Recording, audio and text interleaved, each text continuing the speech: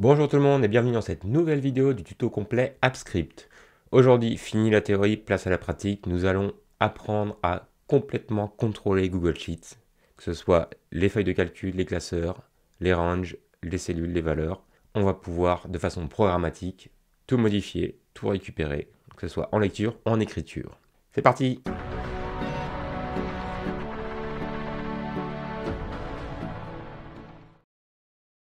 Je repars comme d'habitude de mon fichier précédent, extension AppScript, et je vais créer un nouveau script 08 Google Sheets. Voilà. Et je vais renommer cette fonction objet Sheets, par exemple. Alors, comment accéder à Google Sheets via AppScript? Et bien pour ça, nous avons un service, une interface qui s'appelle Spreadsheet App, donc nommé avec une majuscule. Si je fais un point, en fait, on voit que j'ai tout un tas de méthodes, et dont une qui s'appelle getActiveSpreadsheet.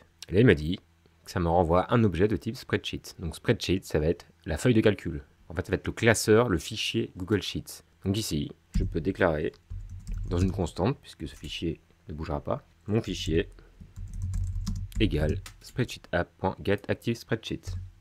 Et ça, en fait, si j'affiche mon fichier, hop, alors la première fois que j'exécute mon code, vu que j'ai fait appel à Spreadsheet App, il me demande des autorisations. Pourquoi? Parce que du coup, le script ici va devoir accéder à Google Sheets, et donc à tous les fichiers Google Sheets que je peux manipuler avec mon compte. Donc il me demande, consulter, modifier, créer, supprimer toutes vos feuilles de calcul Google Sheets, il faut que je fasse autoriser. Donc ça c'est très important en termes de sécurité. Si vous avez un script que vous avez trouvé sur internet et que vous l'exécutez, attention à ce qu'il fait, parce que là du coup je peux manipuler tous les fichiers Google Sheets auxquels j'ai accès, vu que j'ai accordé l'autorisation à ce script. Et là on voit qu'il m'envoie Spreadsheet. C'est un objet de type Spreadsheet. Donc en fait, c'est une instance de la classe Spreadsheet App qui représente l'application Google Sheets. Et avec Spreadsheet App, du coup, on peut accéder à toute l'application. Et en fait, là, on voit que si on utilise Spreadsheet App, je peux faire un getActiveSpreadsheet, je peux faire aussi un Open by ID ou Open by URL. Là, en fait, c'est si je veux ouvrir un autre fichier que celui sur lequel je travaille. Le script n'est pas forcément lié au fichier, en fait. Donc là, je vais remettre getActiveSpreadsheet. Et on voit que, par exemple, si je fais mon fichier point, eh bien, je vais avoir plein de get. En fait, je peux récupérer plein de choses de ce fichier-là, et notamment l'URL et l'ID, getID.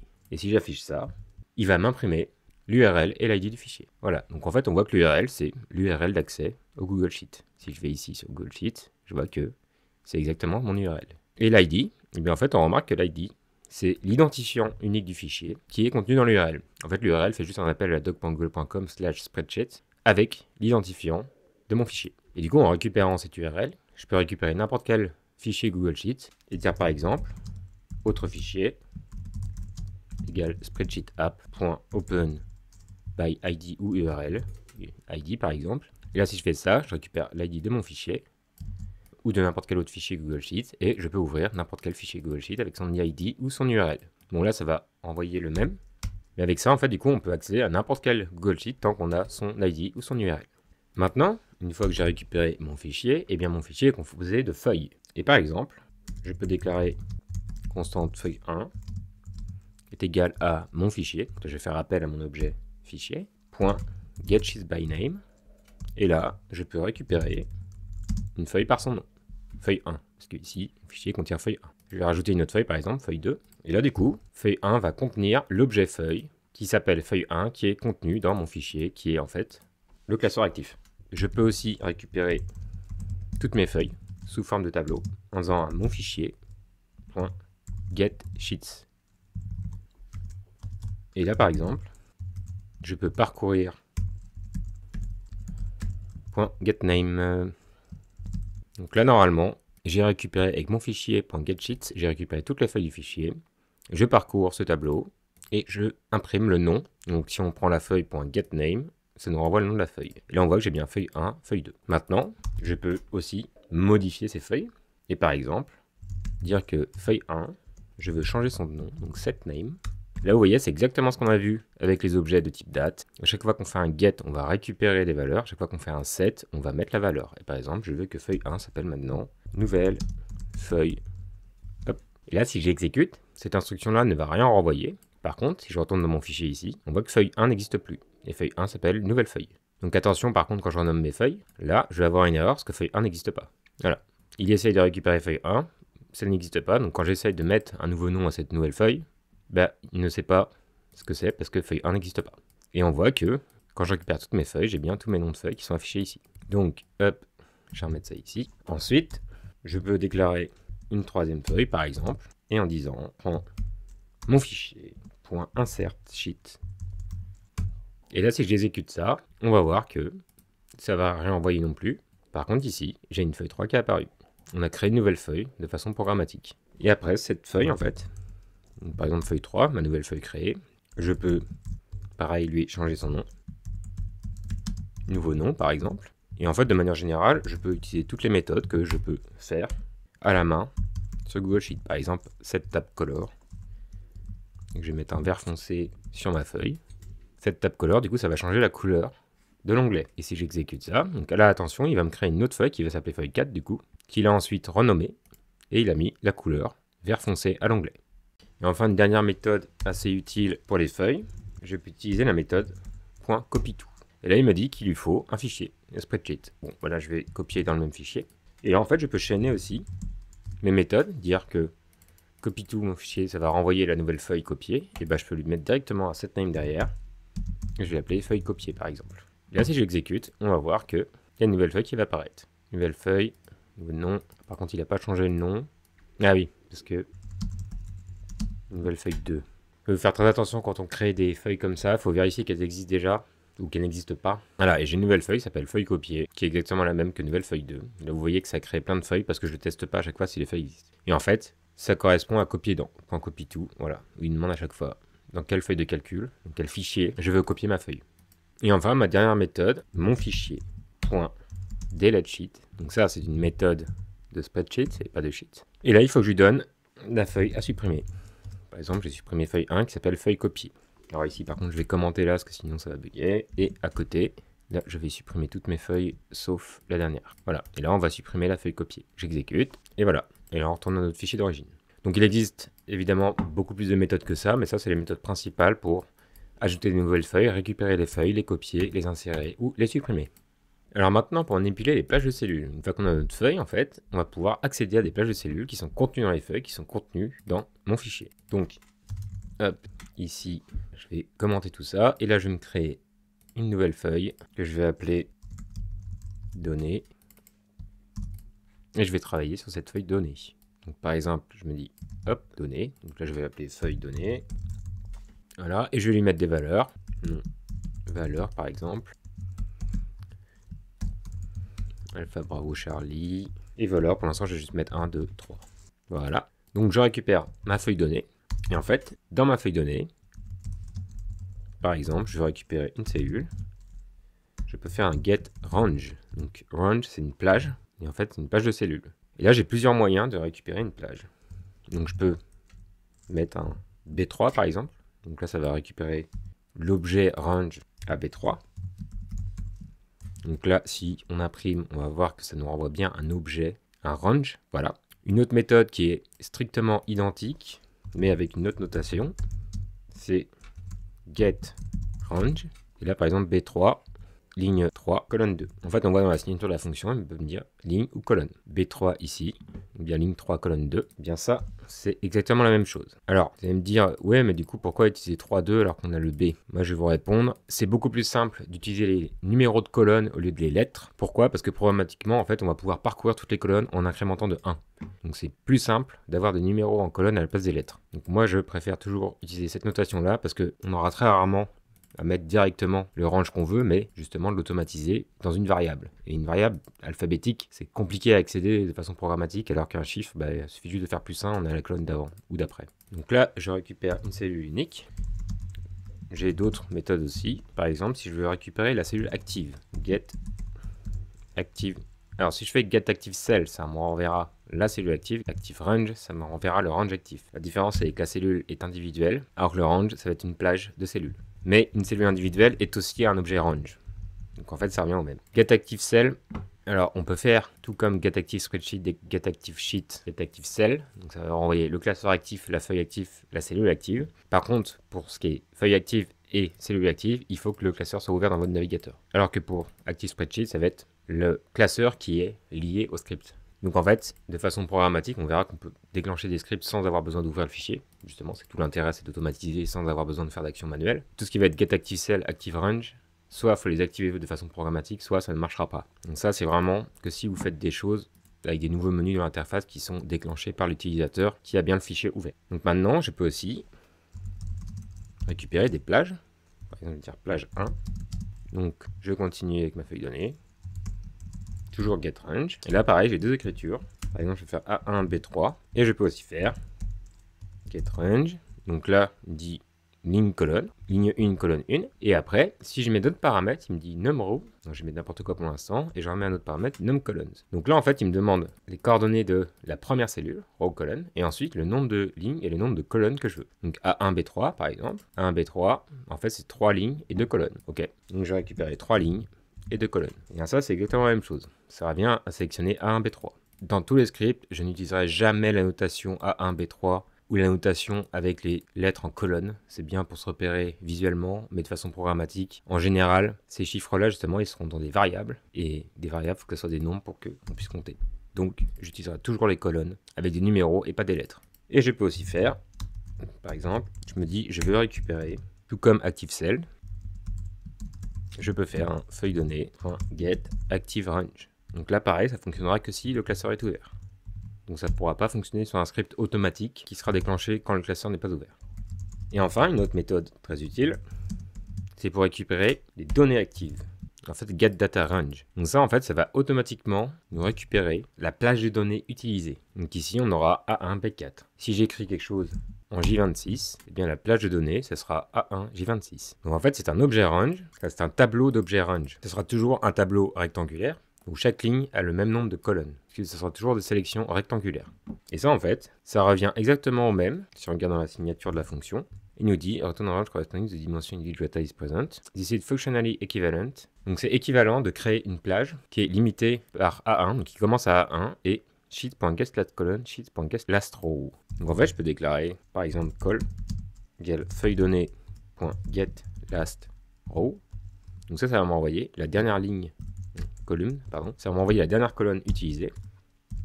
Et je peux faire pareil avec lig égale feuille donnée.getLastRow. Et ça va m'envoyer la dernière ligne utilisée. Et maintenant, je vais dire que plage 4, allez, si on veut, est égal à feuille donnée.getRange 1,1. Donc je commence à A1. Et après, je veux le nombre de lignes, nombre de colonnes. Donc ça, c'est exactement équivalent à getDataRange. On va récupérer la plage qui est bornée de A1 à la dernière cellule la plus en bas à droite utilisée. Alors maintenant, vous allez me dire, ok, c'est bien, mais comment je fais pour accéder aux valeurs? Eh bien, en fait, ce que je disais, ça renvoie des objets range. C'est un objet range, c'est un objet plage de cellules. Et pourquoi ça renvoie un objet range? Parce qu'une cellule, c'est pas qu'une valeur. C'est une valeur, certes, mais c'est aussi un format, une taille d'écriture. Ça peut être souligné, ça peut être barré. Il y a une couleur de police, il y a une couleur de fond, il y a des bordures. Le texte est aligné en haut, en bas, à gauche ou à droite. En fait, il y a tout un tas de propriétés sur chaque cellule. Donc, en accédant au range, on n'accède pas à la valeur, on accède vraiment à l'objet range, donc l'objet plage de cellule, qui va nous permettre en fait d'accéder à toutes les propriétés d'une cellule, et notamment les valeurs. Et par exemple, donc là je vais imprimer, je prends plage 2, point, donc là je prends bien mon objet range, et là je vais avoir deux méthodes intéressantes, j'ai getValue et getValues. Alors, quelle est la différence entre getValue et getValues? Ça c'est très important de bien comprendre ça.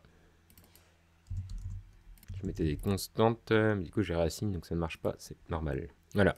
Alors là, ma plage 2, c'est l'ActiveRange. Donc là, j'ai sélectionné A4. Et il ne contient qu'une seule cellule. Et pourtant, je n'ai pas la même chose quand je renvoie getValue ou getValues. En fait, dans getValue, il m'envoie Charlie, donc il m'envoie la valeur de ma cellule. Et dans getValues, il m'envoie Charlie, mais sous forme d'un tableau rectangulaire, même s'il n'y a qu'une seule valeur.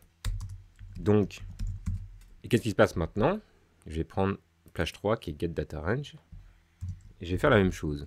Qu'est-ce qui se passe si je fais la même chose sur une plage de cellules qui contient plusieurs cellules? Eh bien en fait, j'ai mal copié, getValue va m'envoyer une seule valeur et getValues va m'envoyer un tableau de valeurs. Donc quand on a une seule cellule, getValue me renvoie la valeur toute seule et getValues me renvoie la valeur sous forme d'un tableau à deux dimensions. Donc si je veux y accéder, il faut que j'accède à l'élément à l'intérieur du tableau, qui est aussi à l'intérieur du tableau. Et si j'ai une plage de cellules, getValue me renvoie une seule valeur, qui est la valeur en fait de la cellule la plus en haut à gauche, tout le temps. Et getValues me renvoie un tableau rectangulaire avec toutes les valeurs. Et là, on voit que sur chaque élément, j'ai une ligne et chaque colonne. Donc là, j'ai la première ligne, nom valeur. Ensuite, deuxième ligne, alpha 1, qui contient à chaque fois à l'intérieur les colonnes. Donc faites très attention à ça, parce que même si vous n'avez qu'une seule cellule dans votre variable, getValues vous renverra toujours un tableau à 2 dimensions. Et getValue vous renverra toujours une seule valeur qui correspond à la valeur la plus en haut à gauche. Et maintenant, si on veut mettre des valeurs, eh bien ça va être la méthode inverse qui va être setValues ou setValue. Par exemple, je vais prendre ma cellule B3 ici. Donc là, pareil, si je mets un setValue, je mets une valeur unique. Par exemple, 456. Hop. Donc ça va rien me renvoyer. Par contre, si je retourne dans ma feuille, je vois que B3 maintenant vaut 456. Alors attention, ici aussi, donc là je vais prendre une autre plage, une nouvelle plage de cellules, que je vais appeler plage 5 par exemple, et je vais prendre de la cellule 5,5 sur 10 lignes, 10 colonnes. Par exemple, eh bien, si je fais plage 5.setValue au singulier, même s'il y a plusieurs cellules, et que je mets par exemple n'importe quoi, bonjour. Qu'est-ce qui va se passer là? Et bon, on va le voir tout de suite ici. Voilà, il a mis la même valeur pour toutes les cellules. Donc dès que je mets un setValue sans S, c'est une valeur unique et elle sera mise sur toutes les cellules de la plage. Peu importe qu'il y en ait une ou 10 000. Pour remplir que les cellules que je veux, il faut que je fasse un setValues. Mais si je fais un setValues, il faut obligatoirement, je dis bien obligatoirement, en fait si on regarde la signature, ce qu'il me dit, il me faut un tableau rectangulaire. Il me dit la taille de la liste à 2 dimensions doit être la taille du range. Sinon, ça ne marchera pas. Vous essayez tout ce que vous voulez, c'est la seule façon pour que ça marche. Donc ici, il faut que je mette un tableau en fait qui fasse 10 lignes, 10 colonnes. Donc ça va être un peu trop. Par contre, ce que je peux faire, hop, là je vais me déclarer un tableau à 2 dimensions avec à chaque fois sur 3 lignes, 3 colonnes. Et donc là, par exemple, je vais reprendre ma feuille donnée. Je vais sélectionner le range. Donc là, par exemple, je vais me mettre en ligne 8, colonne 4, par exemple. Je vais effacer ça. Ligne 8, colonne 4. Et là, en fait, il faut que j'ai 3 lignes, 3 colonnes, puisque mon tableau a 3 lignes dans la première dimension et 3 dans la deuxième dimension. Et là, je vais pouvoir faire un setValues en mettant mon tableau dedans. Et là, si j'ai pas fait d'erreur sur les dimensions des tableaux, hop, on voit que ça a bien mis toutes mes valeurs comme il faut. Et sachant que, ici, j'ai mis par exemple des dates, new date et nouvelle date. Donc ça, c'est la date du jour, date et heure du jour. Et ici, j'ai mis le 4 novembre 2024, par exemple. Et bien, on voit que ça a bien mis la date au format date et heure, et en dessous la date juste au format date, vu que je n'ai pas précisé d'heure. Et Google Sheet a automatiquement détecté qu'il y avait un objet date, et du coup m'affiche la valeur sous forme de date. Et du coup, la méthode ultime pour pas se tromper dans les dimensions du tableau, par exemple là j'ai déclaré un tableau rectangulaire, alors il faut qu'il soit rectangulaire absolument, sinon ça ne fonctionnera pas. Mais ici, admettons que je rajoute des éléments à mon tableau, que j'en enlève, je ne sais pas combien j'ai de lignes, combien j'ai de colonnes. Eh bien, les deux premiers chiffres sont les coordonnées de la première cellule, les deux derniers sont le nombre de lignes et le nombre de colonnes. Et bien en fait, si je prends mon tableau.length, je vais avoir la longueur de la première dimension du tableau, donc le nombre de lignes. Et si je veux le nombre de colonnes, eh bien il faut que je prenne une des longueurs de la deuxième dimension de mon tableau. Je ne sais pas combien j'ai d'éléments, par contre je sais que j'en ai au moins un, donc je vais prendre à l'élément 0. Maintenant, il prend bien des chaînes de caractères, des chiffres, des objets date. Qu'est-ce qui se passe si je mets true et false par exemple, des booléens? Eh bien, ça va aussi fonctionner. Voilà. Et là, on voit en fait qu'il reconnaît des valeurs booléennes, ce qui me met vrai là en français, true, false. Et l'avantage des booléens, c'est que en fait, si j'insère des cases à cocher, hop, on a vu dans le tuto Google Sheet qu'une case à cocher valait true quand elle a été cochée ou valait faux quand elle a été décochée. Et bien en fait, ce sont des booléens. Donc ça fonctionne exactement de la même façon. Donc voilà pour les valeurs. On a vu getValue, getValues, setValue, setValues pour lire, écrire des valeurs d'une cellule ou d'une plage de cellules. Maintenant, comme je disais, un objet range, en fait, contient plus que des valeurs. Il contient toutes les propriétés d'un range. Et par exemple, je vais mettre ce que j'ai appelé plage valeur, mon range là-dedans. Donc là, ça revient exactement au même. C'est juste que je stocke dans une variable mon range et ensuite, je lui applique des propriétés. Et ici, par exemple, si je commence à écrire get, on voit qu'en fait, j'ai vraiment toutes les propriétés. Et par exemple, ici, si je fais un get background, donc je vais loguer ça pour voir ce qui se passe. Et bien là, par exemple, je vais avoir la couleur du fond, la background color, de ma première cellule.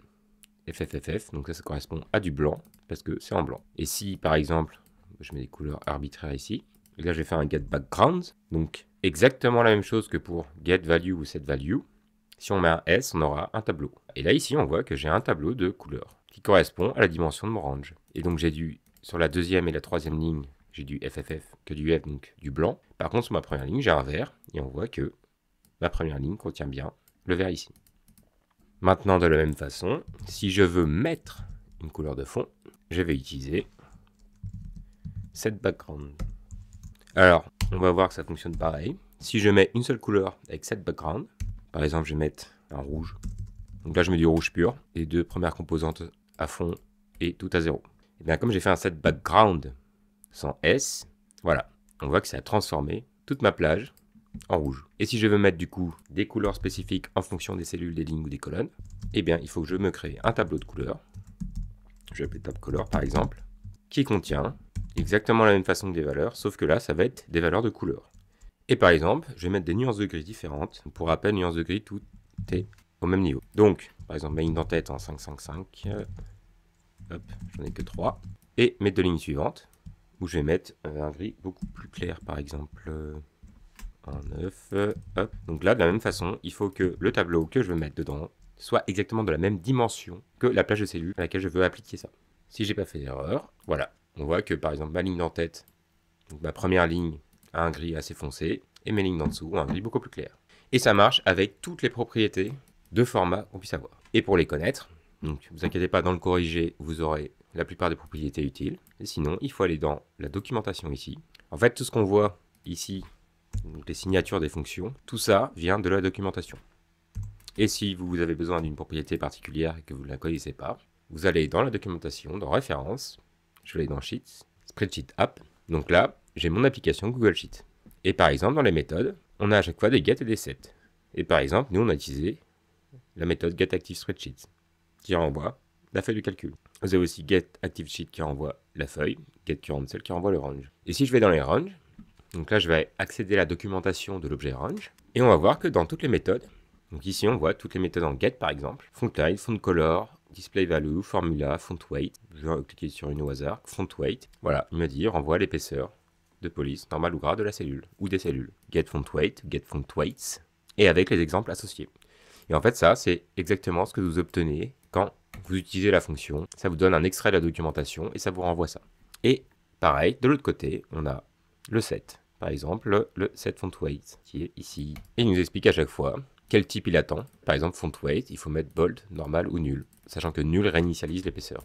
Bold, c'est du gras, normal, c'est du normal. Donc la documentation est super importante parce que c'est vraiment là que vous allez pouvoir savoir en fait comment fonctionnent les choses. Alors il faut savoir aussi que la documentation est mal traduite. Alors pourquoi je dis mal traduite? Parce qu'elle est traduite automatiquement en français, sauf que par exemple là, ici on voit plage alors qu'en fait c'est range. Et ici on est obligé d'utiliser les mots en anglais, get range. Si vous faites un get plage, ça ne fonctionnera pas. Donc moi je préfère l'avoir en anglais. Comme ça je garde exactement les mêmes mots-clés ici, range. Voilà. Et voilà un petit peu sur comment manipuler complètement Google Sheet. Alors, vous inquiétez pas, comme d'habitude, là c'est pour l'exemple, mais hop, vous allez avoir un corrigé complet, voilà, avec manipuler les fichiers, manipuler les feuilles, manipuler les plages de cellules, les valeurs, et là par exemple, j'ai mis toutes les méthodes, enfin pas toutes, mais une bonne partie des méthodes, pour récupérer ou mettre un format différent aux cellules.